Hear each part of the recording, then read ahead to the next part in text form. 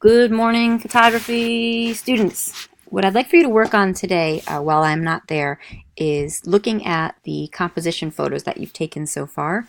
If you missed a day or you haven't had a chance to take all the photos, that's okay. You can continue when I come back tomorrow.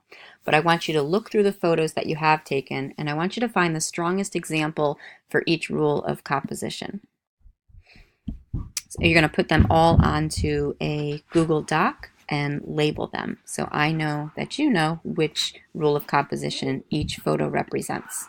So remember the rules of composition: rules of third, center of interest, leading lines, framing, balance, including symmetry and asymmetry, and angles, which includes worm's eye and bird's eye view. So while you're in Google Docs, you're going to make a new document.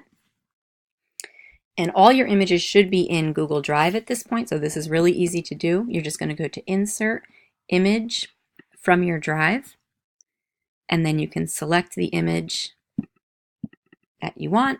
When it first inserts into the document, it's going to be oversized. You want to fit all the photos on 1 or 2 pages, so you can just click and resize the image.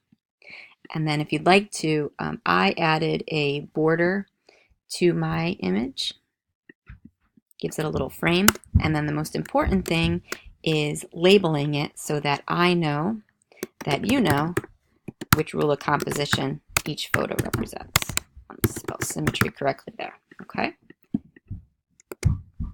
And then I'll go on to my next image. I'll show you this one more time. You're going to go to Insert Image from your drive, select the photo that you want to insert, resize the photo. If you'd like to add a border,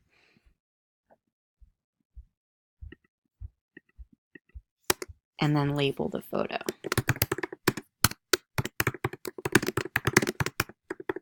If you want to move the images around once they're inserted, just make sure that you click on the photo, and when you move it, you should see kind of a ghost image of it, and then you can move it easily around the page.